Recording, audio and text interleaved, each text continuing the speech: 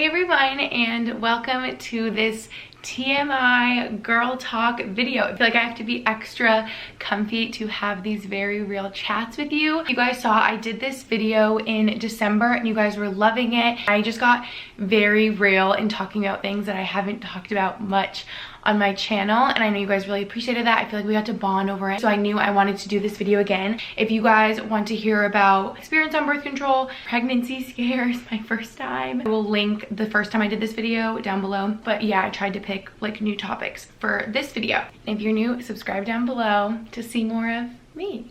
The first question I'm answering is how to know the person you're dating is the one. There was questions like, what does love feel like? So let me tell you, being in love feels like the person that you love, their happiness and their joy and their excitement is what makes you the happiest. So like there's nothing better for me than Max being really happy, really excited, just seeing him be really fulfilled. You accept them for all that they are, their little faults, their little quirks, like you love them and you think they're cute and that's what makes them them. So I think you can be in love with someone, but maybe they aren't the one and maybe your values are maybe too different or how you see your futures don't really line up. I think that is how you can sort of see if maybe this person is the one for you. Okay, then this question I can't believe I didn't really touch on in doing this video before. Shaving down there, how to prevent razor bumps and tips. Bottom line, especially for shaving down there, since it's such a sensitive area with really like delicate skin, is you need a fresh, new, really sharp blade. If you guys did not know about Billy, let me put you on because you will be saving so much money, girl. It's seriously such a life hack to have such a close shave every time.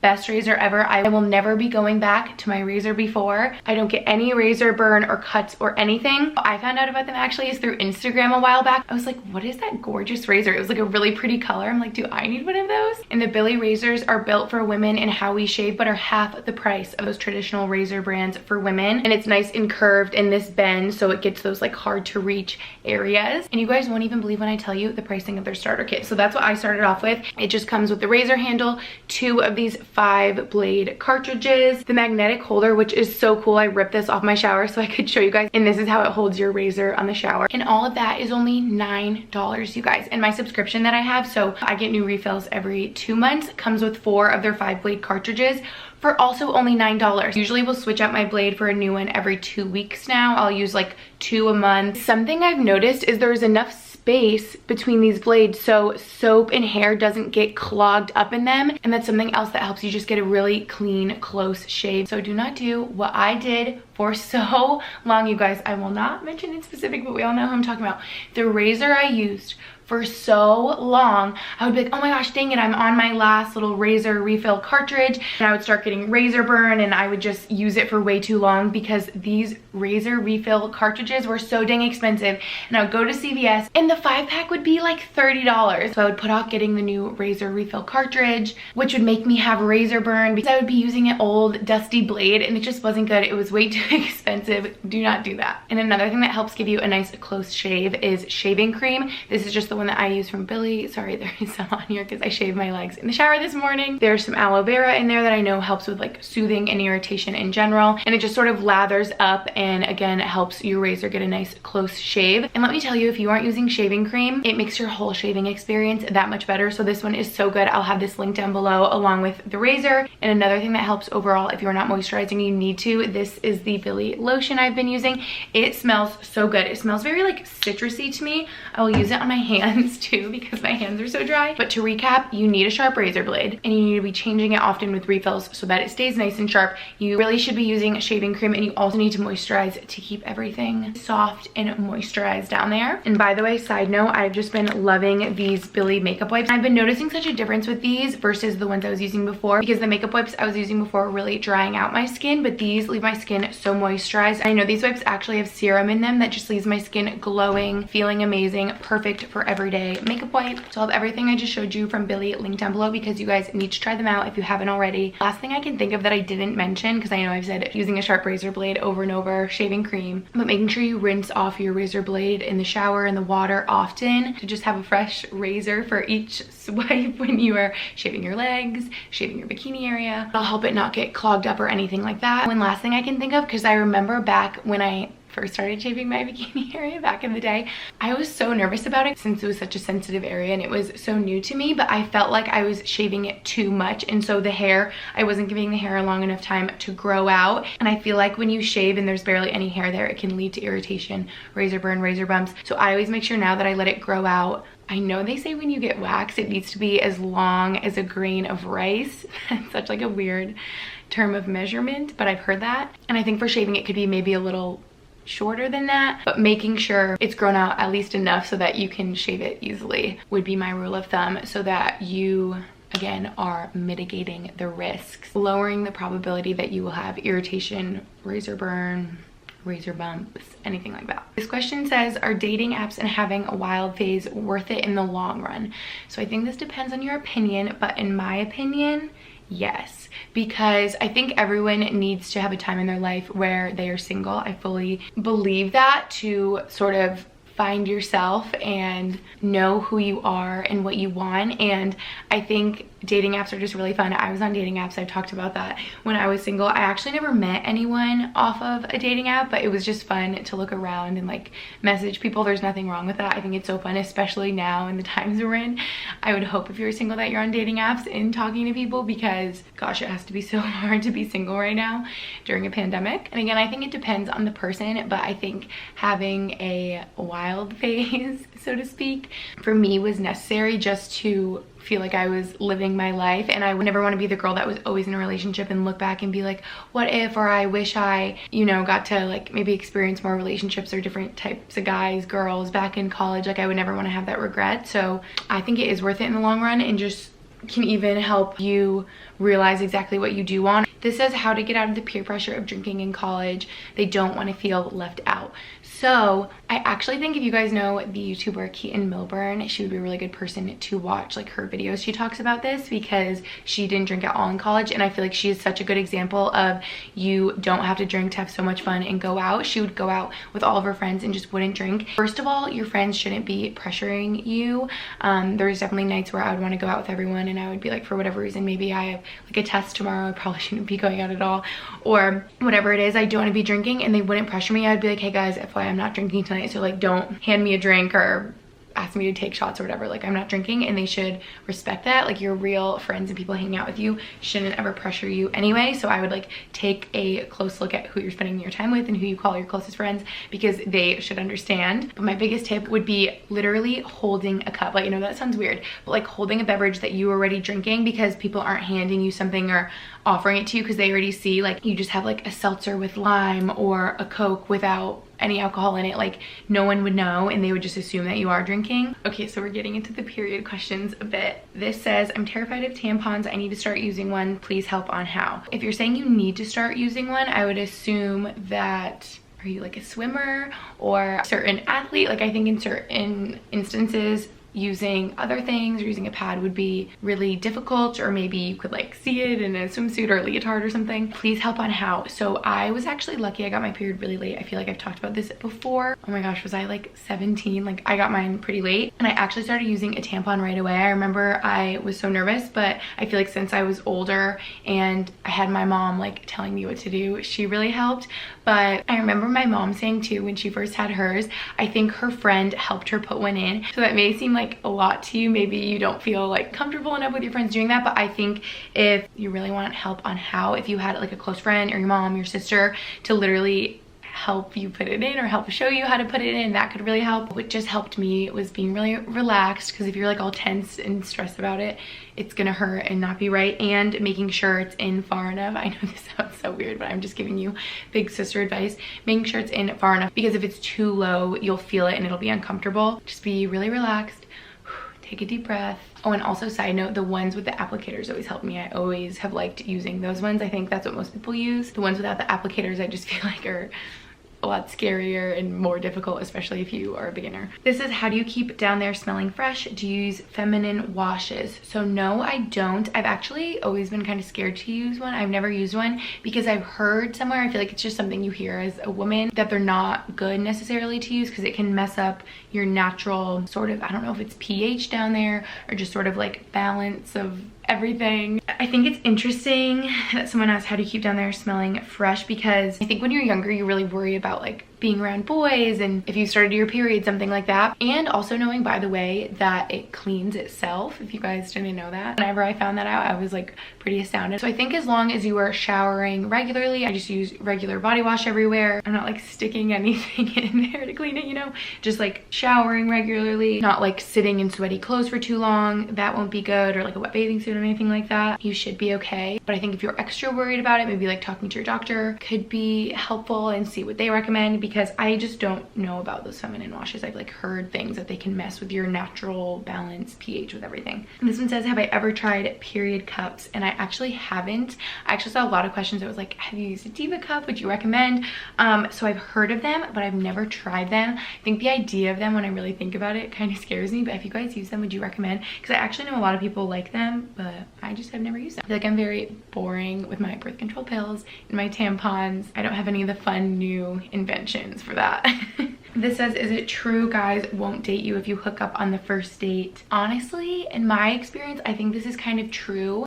Can I be really honest? I feel like I had to learn this the hard way in college.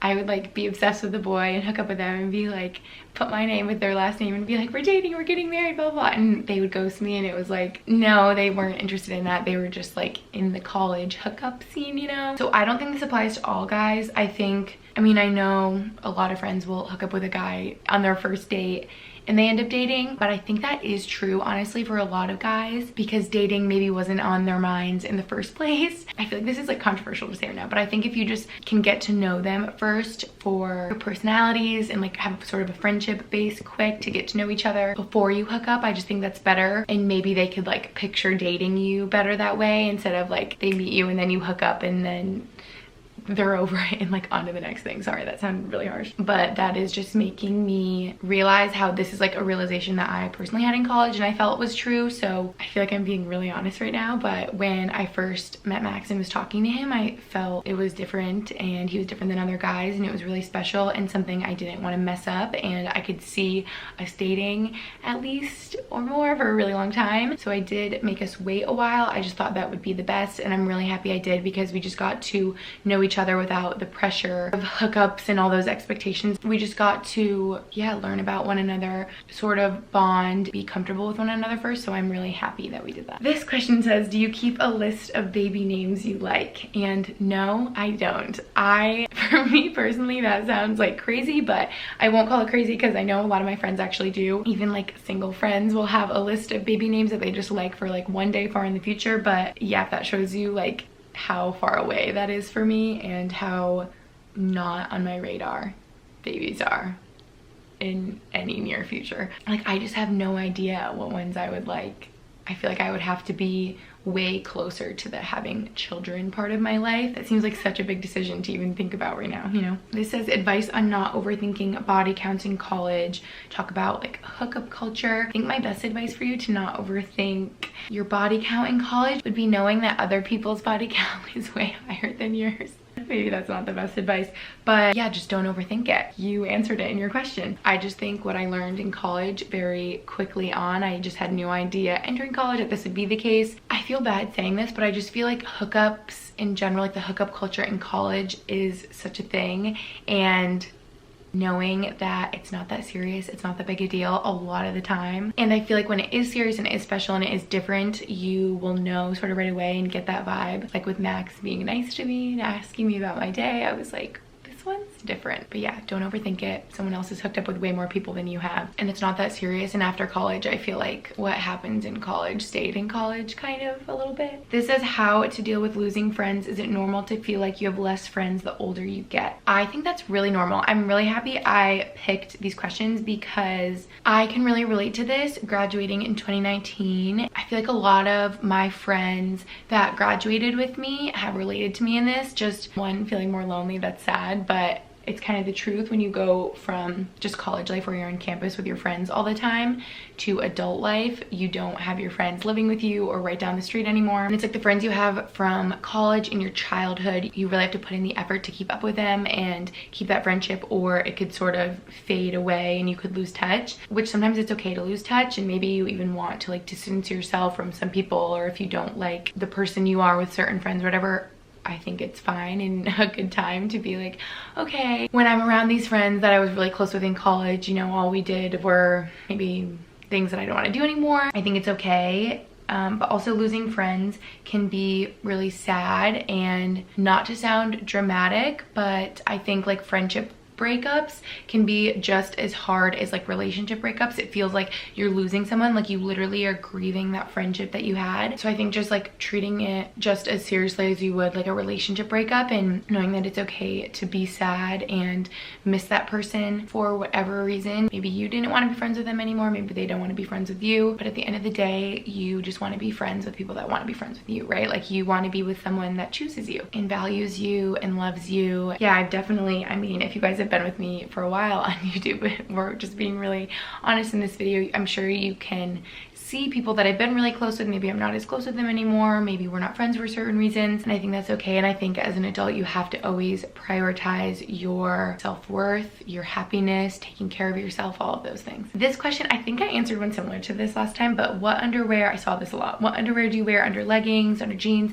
So under jeans, I will always, I think like 99% of my underwear are thongs, just because my pants are usually pretty tight on the butt area and I don't want underwear lines. So yeah, I really like the Lululemon thongs. I like the Calvin Klein thongs. I'm sure I still have a bunch from like Victoria's Secret, Pink, whatever. Like any old thong will do. But with leggings, I do not wear underwear. And this is what I remember talking about before. So one of my soul instructors that I was close with in Boston was who told me to not wear underwear with leggings. I think everyone has a different preference with this. Like some people feel really naked. I know I did at first. And actually it's funny because for me, it depends on like the circumstance. So during the day, if I'm wearing leggings, I will wear a thong with them. But when I work out, I don't wear underwear anymore because, like I said, from the soul instructor I heard, it's just better not to, as a woman, to let everything down there breathe. I think if you think about getting really sweaty and having, oh, this is what I remember talking about last time. I said having soggy panties. That sounds so gross. Having wet underwear, that's an easier way to say it. All up in your business down there. It can cause like UTIs, things like that. So you don't want that. And that's just why I don't wear undies with leggings when I'm working out. And then you don't have to worry about underwear lines at all, right? It's just like weird to admit, but like every time you wear jeans, you don't wash them every time, you know? So like if you were just gonna wear leggings for like a couple hours during the day casually, I would definitely wear underwear with them if I wanted to wear them again without washing them, you know? But I think working out, I'm fine with not wearing underwear because I know I'm gonna wash them regardless because I was working out in the leggings, if that makes sense. This question says, how are you so confident in your body? There were other questions talking about, can you talk about body dysmorphia? Like I know it's something you struggled with, and yes, I definitely have. This is interesting to me, you guys, because yesterday I had a really bad day with body image, body confidence, things like that. I need you guys to hype me up when I post this Instagram picture because, long story short, I was shooting content for this brand. You'll see, you guys will know what it is when it goes up on my Instagram, and I had this idea in my mind of what I wanted this shot to look like in the shower. I know it sounds weird, but it's really cute. You guys will see when it goes up. It's just like sort of from the back of my shoulder, so you're not seeing anything, and I'm like laughing, and I had this idea of how I wanted it to be, and I was just having a really bad moment with my body image, and I know that always stems in comparison, especially because I'm on social media, like comparing myself to my Instagram feed, but that's not fair because we're very different people. Like all of us are so unique in our own way. It's something that I'm always working on, because yesterday we were taking these photos for probably over an hour because I was having meltdowns crying and saying I didn't like the way I looked. Oh, it was just making me feel so bad. I could like be emotional thinking about it because I was just so upset yesterday, and I hate that. I want to like go give myself from yesterday a hug because I was just having a bad moment. So it's something I can fall back into really easily, just being really critical on myself. And I know a lot of that, like I said, is because of my work and wanting to have like a really cute Instagram picture, when that's something I shouldn't even worry about anyway, because it's like you guys love the real relatable stuff more than the picture perfect stuff anyway. So it's weird that it's like that in my head, but it's something that I'm always working on. And then after I have like a bad moment or feeling really bad about the way I look or the way I feel, whatever it is, I'm really strict with myself, and I didn't let myself go on social media or scroll because I know it will make me feel worse. I literally cuddle up with Brody and pet him and eat something yummy, drink a lot of water, relax, cuddle with Max, tell him how I'm feeling. It's crazy, you know. Wow, I could literally cry. Something I said to him yesterday was, I wish I could see myself the way you do. I don't know if any of you relate to this, but It's like, we need to think more like that. Like, our partners literally see us in such a beautiful way and know like everything we have to offer and see how beautiful we are. And it's like, why can't we see ourselves like that sometimes? So yeah, I don't know if that helped at all, but just know that it's something that I'm always working on, and I'm always taking note of things that I do that make me feel good, and being really purposeful in how I fill my time, and not letting myself get caught in a rut of like feeling really bad or letting myself feel any worse, you know? This says how to deal with rejections from guys, and I'm laughing because I remember specifically in college when I would be rejected, I feel like I was just in denial for a bit, and I would be like, no, like I would just be telling my friends like, oh, like they are ignoring my text or aren't picking up my call, but like it's fine, we'll like date and get married later on. Like I was just like, no, like we're in love. It's like we met like twice or whatever. But I think my best advice for rejection from a guy is start thinking about the next one. Maybe that's really bad advice, but I think dealing with rejection is very normal. It happens to everyone, and you need to just take a deep breath and be like, okay, well, it wasn't meant to be, and there's so many fish in the sea, and I need to just move on, and I need to not let this hinder me from seeing an opportunity that could be right in front of my face in another person, another relationship, you know? This says, if a guy doesn't have your love language, is he not the one, or does he need training? I thought this was really funny. Does he need training? I think if you don't share the same love language, it does not mean by any means that you can't be together or that they aren't the one.